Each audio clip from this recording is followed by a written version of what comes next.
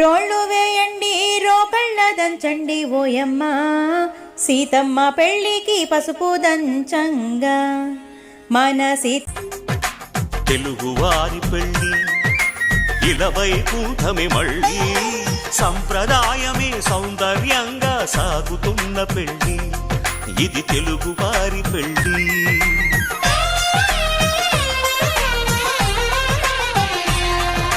తెలుగువారి పెళ్ళి ఇలవైకుంఠమే మళ్ళీ సంప్రదాయమే సౌందర్యంగా సాగుతున్న పెళ్ళి ఇది తెలుగువారి పెళ్ళి.